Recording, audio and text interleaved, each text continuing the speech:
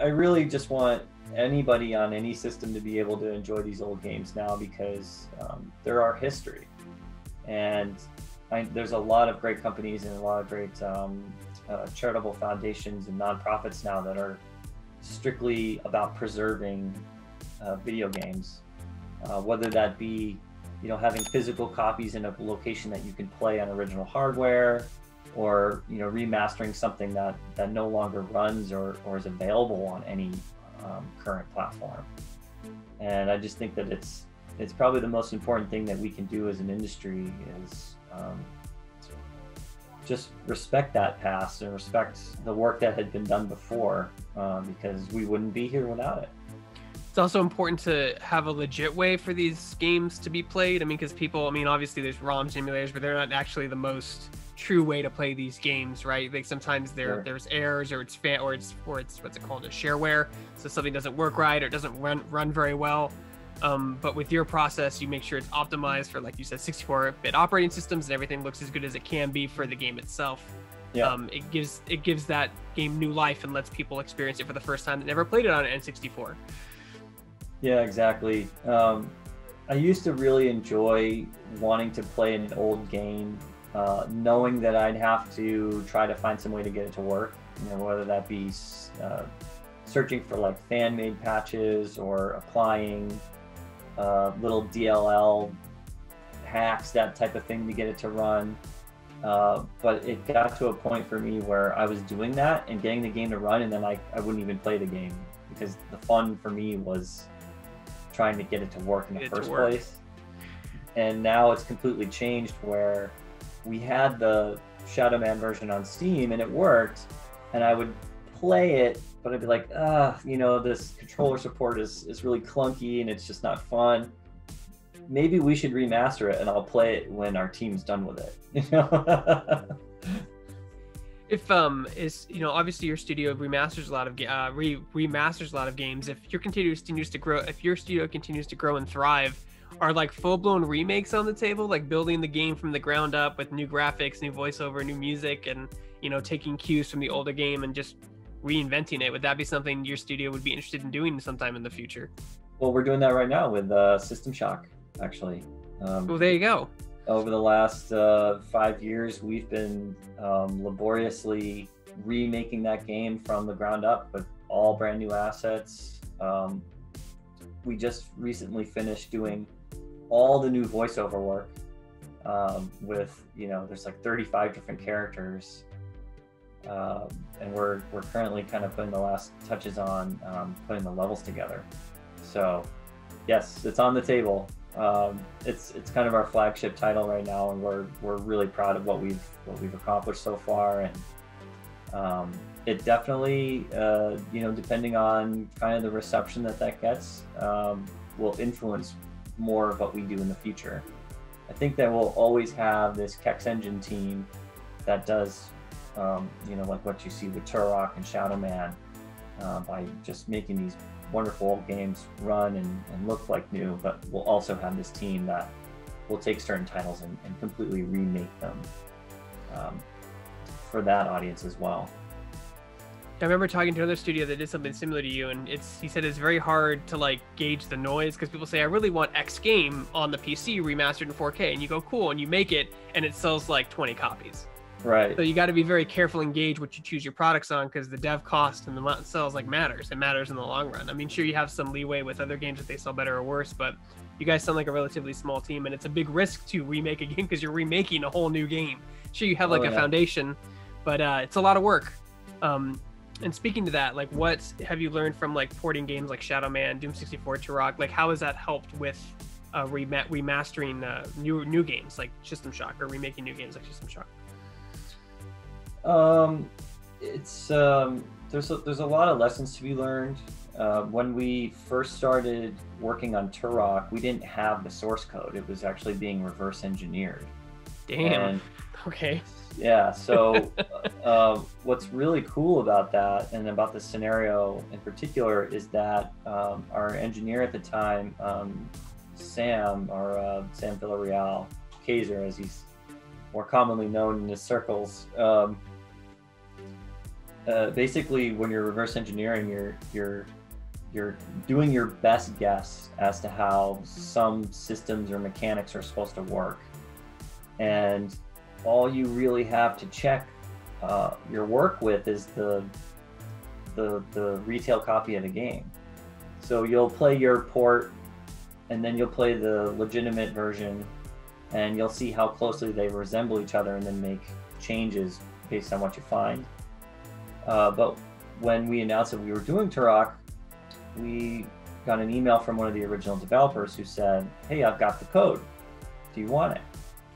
And he handed it to us, and then Sam was able to kind of check his work, his source port with the actual source code to see how close he actually got. And it was really, really close, but there are some things that were different that you never would have noticed, or you never would have realized had you not been actually looking at the code. And it's simple things. It's like enemy behaviors. Like, does this enemy, after a certain time, will it retreat? Or if it gets hit here, will it, go for reinforcements, stuff like that. And you never realize how much work actually goes into these games and that you take for granted until you really look at the building blocks of what makes it. Your process with Shadow Man, like speaking of that, to that engineering standpoint, Yeah. I mean, obviously Unity and Unreal are kind of staples in the industry now, but back in the 90s, like there were a lot of proprietary engines. Mhm. Does a proprietary engine make the conversion difficult for you than if the game is made in Unreal in the late 90s? Or Yeah, it definitely poses its own challenge. Maybe to your point, your other question about why we've been seemingly focused on these N64 titles from this era, and it's, I think there's a lot of shared DNA, especially between Turok and Shadow Man. I can't speak to whether or not they use the same engine originally, but they certainly look like they do. And there might be some shared technology there that made it a little bit easier for our team to go through, maybe knowing what to expect. Yeah, even the older versions of Unreal, they have their own unique challenges as well. We're working on a re-release of a Unreal powered shooter from that era as well right now, and it's kind of like it's kind of the same deal. It's an older engine. We know a lot about it thanks to how transparent Epic was back then, and how many companies used it too. So there's certainly some advantages to that, knowing that how many games ran on Unreal back in the 90s or the late 90s? Like most of them. Mm-hmm. Maybe definitely the majority. I mean, but like some people wanted to do something weird and had their own engine built because they couldn't do it in Unreal or whatever reason, tech, whatever cost. Mm-hmm. But has there been any like license that you can speak of, any IP or game that you really wanted to remaster and just it was either you couldn't find who owned the rights to it, or it was too expensive, or the IP owner said, talk to our lawyers, it's $75,000 just to get the license? Like any fun stories like that you can talk about? Oh yeah, there's a ton. Without getting in trouble. Yeah, well, I mean, I'll tell you, there's the big one, which is of course No One Lives Forever. That's kind of like our holy grail. I'm just a huge fan of that game, and our studio has been kind of entwined in that ongoing saga of trying to figure out how to get it back out there. And I know the players, I know the pieces, I know what needs to happen in order to make it work. It's more of a time thing now. And then I'd say one of the other ones, and this one, it's not like really a fun story, it's kind of a sad story. But we were working with H.R. Giger's agent a number of years ago to re-release Darkseid, which is a very interesting point-and-click adventure game that utilizes most of his artwork.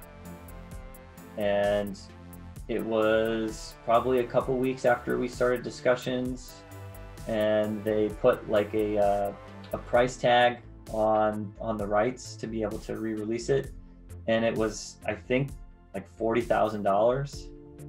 And I love Darkseid, I love H.R. Giger, it's one of my favorite artists, but that game would never make that money back.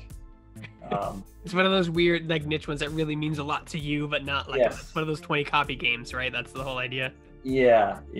And I really, really wanted to do it, but I just couldn't at the time. This was early on in Nightdive's history.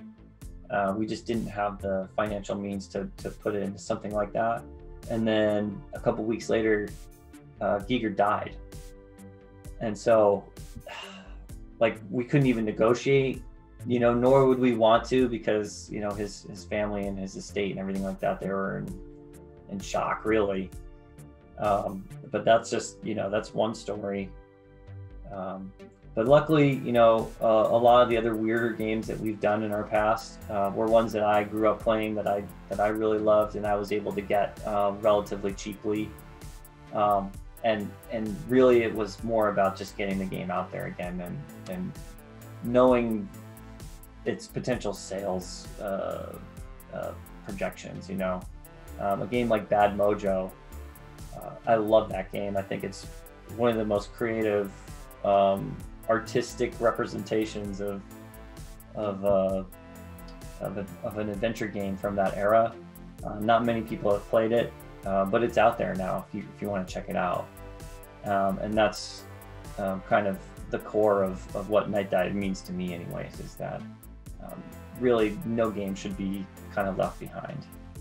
I think that's what's so cool about like companies like yours and other ones that port or remaster games for current generation hardware. It's important because it gets lost to time, and you don't want to forget about these games. Maybe they did something revolutionary. Maybe they only did one thing that was really revolutionary, but it's still important. And kids today, like I said, with emulators, not only is it technically not legal, but like you're not going to, sometimes they don't run well, or they don't run at all, and you have to figure out how to make them just run because the game's so old. And so just, I mean, I think it's important to what you guys are doing is to make a new generation experience these games the best way possible without a complete remake from the ground up. As you've mentioned, your System Shock has taken many, many years, and it's still in development. It takes a long time to do that. What's the turnaround time of something for like Shadow Man? When you finally get the rights, everything's locked down, they said you can make it and publish it. What's the dev turnaround to get it up on PC running? I would say on average it's about a year for like our first kind of initial PC release. We haven't really been targeting console stuff over the last couple of years, mostly because our in-house engine has been growing with kind of the scope of what we're trying to do. At its current stage right now, we can port to any console like PlayStation 5, Xbox One, X, Series X, Nintendo Switch, that type of thing. And we would really like to start doing simultaneous releases. But right now we're just kind of focusing on getting the PC version out and making sure that that's as stable and as working as good as possible before doing our console ports. Mostly because you've got certification times that need to be taken into account for publishing on console. And it's just a lot easier to know that all the bugs and everything like that are going to be worked out ahead of time. So I'd say, to answer your original question, like a year and a couple of months to do the PC and console versions. That leads into another question, because I mean, certification can be tricky. Each PlayStation, Xbox, and Nintendo all have different requirements that they like to see, and sometimes it's like this. Like I have a friend who's a coder, and he complains about the having to turn off your console, stay where it is, and reopen it, have it continue. Or he hates doing that part. It's so complicated. For the PlayStation and the Xbox, but there are also some things like that. Bush looks a little too risque. You need to change the look of it, like weird stuff. You're like, really? It looked like that in the PlayStation stuff, and that can also kind of muddy the tires in the development process for a particular console. Yeah, or like you said, sometimes you just forget to do stuff like, what happens if I'm playing the game and I yank the controller out of the port? Does the game pause? Does it kick you out? If you plug it back in, can you start where you left off? Like, he hates profiles. He's like, profiles are my nightmare. Yeah. It's so weird, all the different because multiple people can log in on a console now, and it's not an app, it's a console, so it's... Oh, yep, that's right. Oh, God, we had... oh, I wish I could remember this issue that we had with Turok, and it was this one guy, okay? This one guy could not get Turok 2 to run on his Xbox, no matter what he tried. And we're like, this is so weird because every Xbox is exactly the same. Like, it should just work, right? Somehow, he had managed to, like, bring all of his profiles over from, like, the Xbox 360 era. And he was still using the same gamer avatar, which was, like, a 32 by 32 image, right? Well, there was something going on where Turok was checking to make sure that there was a user avatar in place and that it was the current resolution supported by Xbox One. And I don't know how the guys figured this out, but they were like, okay, you know, we've gone through this like a million times. We have not been able to reproduce this. Can you go in your settings and just update your avatar? And he did it and the game worked. And it was like,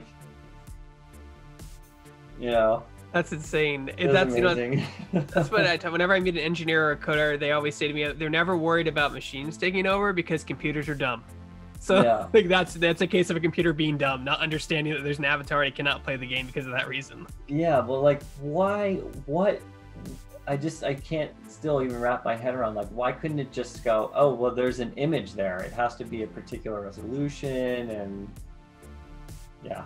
Yeah, it's funny how like the little things are the things that are a pain to do on console. It's all uniform from an optimization standpoint, which is great. You don't have to do multiple processors or graphics cards or RAM loadouts. It's all one, but it's the little stuff that makes up for they're all difficult in their own way, right? Yeah. Well, you know, I will say too, that really kind of highlighted how much we care about our audience too, because it was literally just this one guy. Like, nobody else reported this. Over the last couple of years, we've never gotten any other, you know, major reports of the game not being able to run. But we fixed it just for him. That's a great story. What's been the one game that's been most requested for your studio that you can talk about that people have asked you to remaster in 4K on 60 frames on the PC? Oh boy. I know the list is very long. Yeah, the most requested one. Again, that you can talk about. I don't want to get you in trouble. Yeah, no, that's a really good question. We have on our public Discord channel, we actually have a whole mini channel that's dedicated to just requesting games. Let me just take a quick little peek here, because there's so many. I mean, yeah, we talked about there's so many games that people are fond of, but they may not sell well, and you gotta, you know, the noise, you gotta figure out, oh, is this popular enough to spend a year and a half on dev time, or is it not? Like, yeah. So there's definitely a process. You know, Turok 3 is obviously a really big one now, because people want us to finish the trilogy. Aliens vs. Predator 2 is another big one. Oh, that game is so good. Oh, that's netcode though. That's a whole different thing you deal with. that ran on the Lithtech engine too. So, I mean, Aliens vs. Predator 2 is really cool. It's not too far out of our reach either. But to our point earlier in the discussion with like kind of untangling the web, you know, that game was developed by Monolith, published by Sierra, which was acquired by Activision. Monolith was acquired by Warner Brothers, and Aliens, the rights were with Fox, which is now part of Disney. You can do the mental gymnastics on. Yes, I can. I mean, I get to say is the word Disney, and you got to shut it down. Because it's like, there's no way. Maybe you can call it like Alien with like an A with another A versus Predator, and like call it. No, don't be so quick to disregard them as a potential licensing partner. They've over the last couple of years, they've been a lot more open to third parties, you know, licensing their content and that type of thing. Well, that's good because they've been sitting on it long enough. Yes, but you know, this particular game, you've got these other pieces too. Like, does Monolith still own part of the LiftTech code that ran it? And you know, does Activision still have the paperwork that says that, you know, they were the original publishers? It's like, you got to get all these pieces.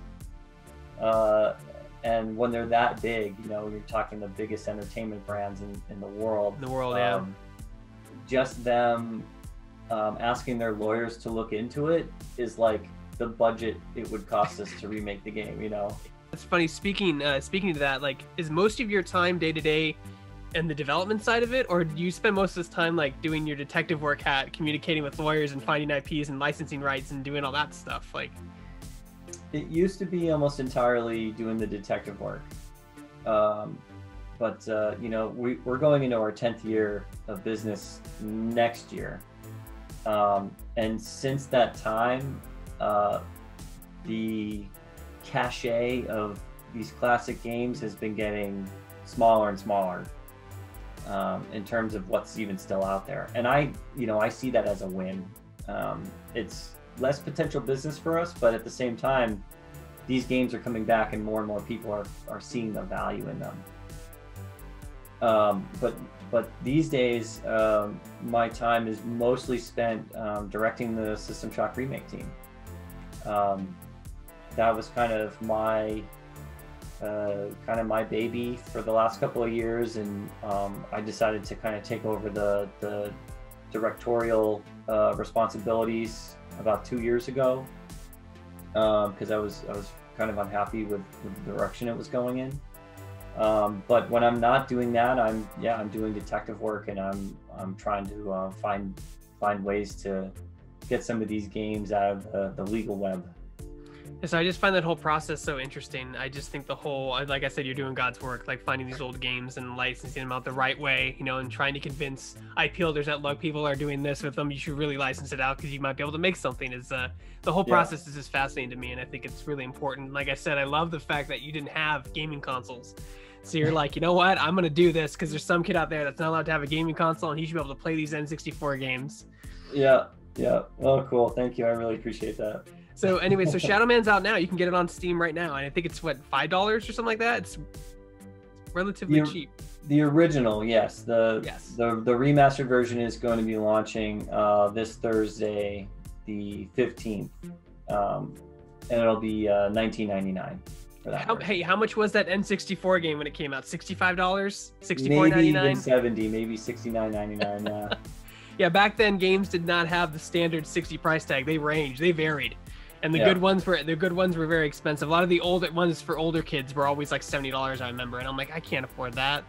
Yeah. This is really cool too. Like another thing that's kind of coincided with all these N64 games that we're doing is they're all rated M. They're all the mature rated N64 titles, which, if you remember, Nintendo kind of loosened up their restrictions starting with the N64 in terms of having, you know, blood and gore and kind of adult mature themes anyways. The South Park ever was the first M-rated game I ever played on the N64, and it had language. I remember. We get a lot of requests for that one too. And that's an Acclaim game. It's also, yeah, wow, I like it. They've made so many games. So you're saying we got to do that one next, right? Yeah, we can. I mean, it's one of those things where, like, you have fond memories of some games and you play them, you're like, oh wait, this wasn't as good as I remember it. It was made in the Turok engine. So I mean, whatever the Turok engine they use is also in that one. Because I remember this plays a lot like Turok. It does. It's a first-person shooter. Yeah. I distinctly remember playing the multiplayer with friends on that, and being able to pee on the snowball for extra damage. For extra damage, yeah. Good times. Well, that's crazy, Steven. So if people want to see something like the South Park remake, they got to support your studio. You know, buy your games that you remaster. You know, and where can they go to support your endeavors and find out what games you are already out and already remastered? Well, you can go to nightdivestudios.com. That's probably the best place. You can follow us on Twitter. We're fairly active on there. Our handle is @Nightdive Studio without the S. And yeah, I mean, you can find our games everywhere now: Xbox, PlayStation, Nintendo Switch, PC. We've even got some Linux and Mac builds up there for various games. So yeah, just about everything. That's great, Steven. Yeah, guys, go out, support his studio, buy the games, and the more games you buy, the more stuff you can do. And I hope System Shock doesn't completely destroy you mentally. That's well, I'm already past there.